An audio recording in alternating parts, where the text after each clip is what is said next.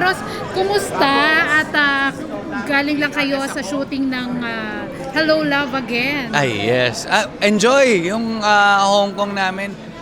Talagang nag-flashback lahat ng ng shooting namin noong 2018, tama.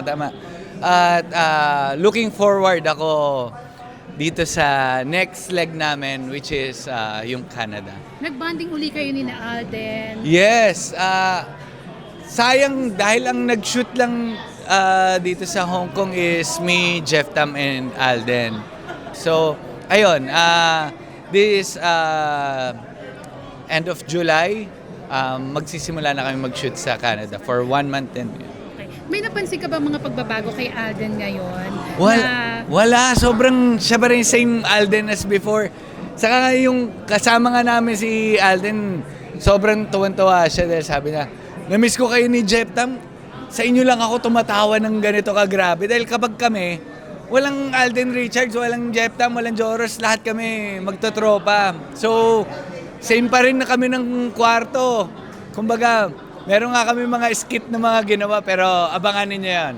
Ipopost namin soon. Of course, napag-usapan niyo ba si Catherine? Siyempre. Ay, oo naman. Si Catherine, looking forward kami makasama.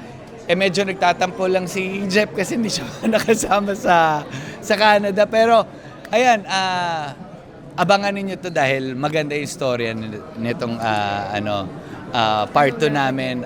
Hello Love Again. And, ayun, syempre, malaking factor to lalo sa mga OFW dahil talagang storya nila to eh. So, masaya, excited ako sobra.